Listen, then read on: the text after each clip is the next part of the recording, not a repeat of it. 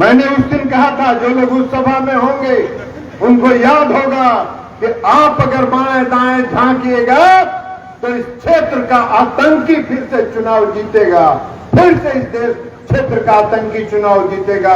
और परिणाम भी वही हुआ, वो आतंकी चुनाव जीता। अभी हम चुनाव लड़े थे ना, आप लोगों ने पूरी एकजुटता के साथ हमारे साथ खड़े थे। आई तोरे रोडवा पर एगो गांव है आगे, हम नाम नहीं लेंगे, नाम नहीं लेंगे, वहां का एगो अतताई है, उस गांव का एगो अतताई है। हमारा गाड़ी का शीशा तोड़ दिया, प्रचार बंद कर दिया, खदेड़ दिया प्रचार करने वाले को। हमारा एक कार्यकर्ता वहां जो बूथ पर खड़ा था उसको भी मार के भगा दिया, उसका गाड़ी चूर दिया।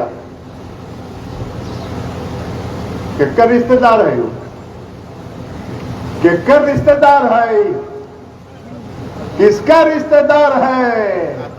अगर भाई है, अभी वही भाई को लेके पैरवी में घूम रहा है। मुंगेर में वो जमीन कब्जा, गरीब का जमीन कब्जा करने में हत्या कर दिया है, उस केस में फंसा हुआ, उसका पैरवी करने के लिए घूम रहा है। लेकिन खैर, आपके बल पर, आपके ताकत पर हम इतना सजग है कि सब पैरवी पैगाम अत्याचारियों का, आतंकियों का नहीं चलेगा। जो सही है वही होगा, जो न्याय है वही होगा।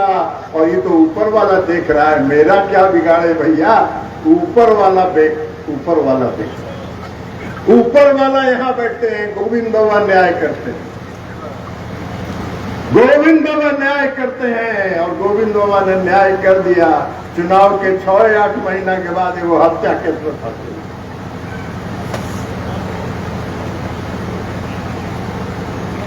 क्या ये परिस्थिति क्यों पैदा हुई?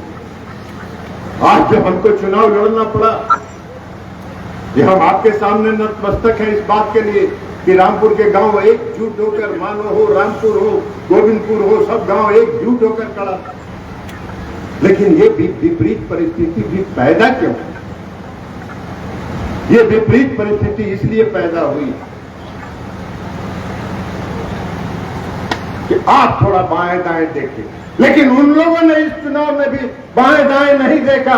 60% से ज्यादा वोट हमको मिला और हमको मिला। तो इसलिए हम आपसे हाथ जोड़ के फिर से आग्रह करेंगे, फिर से हम आपसे हाथ जोड़ के विनती करेंगे कि विकास का काम, तो विकास का जिम्मा मेरे कंधे पर आप डाल दीजिए। हम आपको वचन देते हैं गोविंद बाबा के सामने कि एक भी ऐसा विकास का काम नहीं बचेगा जो पूरा नहीं होगा।